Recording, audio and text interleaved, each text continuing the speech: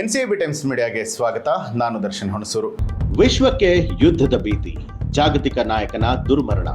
ನಿಜವಾಯಿತು ಕೋಡಿ ಶ್ರೀಗಳ ಭವಿಷ್ಯವಾಣಿ. ರಾಜ್ಯ, ದೇಶ ಮಾತ್ರವಲ್ಲದೆ ಅಂತಾರಾಷ್ಟ್ರೀಯ ಮಟ್ಟದಲ್ಲಿ ಯಾವುದೇ ಪ್ರಕರಣಗಳು ನಡೆದರೂ ಕೂಡ ಅದಕ್ಕೆ ಹಾಸನದ ಅರಸೀಕೆರೆ ತಾಲೂಕಿನ ಹಾರನಹಳ್ಳಿ ಕೋಡಿಮಠದ ಡಾಕ್ಟರ್ ಶಿವಾನಂದ ಶಿವಯೋಗಿ ರಾಜೇಂದ್ರ ಸ್ವಾಮೀಜಿಗಳು ನುಡಿದಿದ್ದ ಭವಿಷ್ಯವನ್ನ ತಾಳೆ ಹಾಕುವಂಥದ್ದು ಈಗಿನ ಸಂಪ್ರದಾಯ ಆಗ್ಬಿಟ್ಟಿದೆ. ಈಗ ಮಧ್ಯಪ್ರಾಚ್ಯದಲ್ಲಿ ನಡೀತಾ ಇರುವಂತಹ ಭೀಕರ ಯುದ್ಧದ ಬೆಳವಣಿಗೆಗಳು ಶ್ರೀಗಳ ಭವಿಷ್ಯವಾಣಿಯನ್ನ ಮತ್ತೆ ಮುನ್ನೆಲೆಗೆ ತಂದಿದೆ. ಜಾಗತಿಕ ನಾಯಕನ ದುರ್ಮರಣ, ಶ್ರೀಗಳ ಭವಿಷ್ಯವಾಣಿ.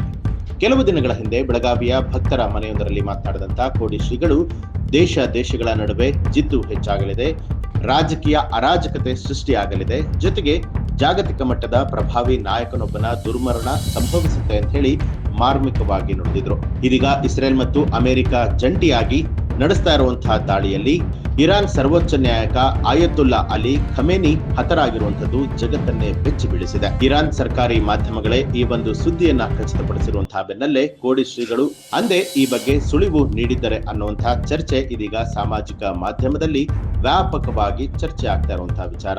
ಒಟ್ಟಾರೆಯಾಗಿ ಕೋಡಿಮಠದ ಶ್ರೀಗಳು ಯಾವುದೇ ಭವಿಷ್ಯವನ್ನ ನೋಡಿದ್ರು ಕೂಡ ಸಾಕಷ್ಟು ಬಾರಿ ಅಂತಹ ವಿಚಾರಗಳೆಲ್ಲವೂ ಕೂಡ ಸತ್ಯವಾಗಿ ನಡೆದಿರುವಂತದ್ದು.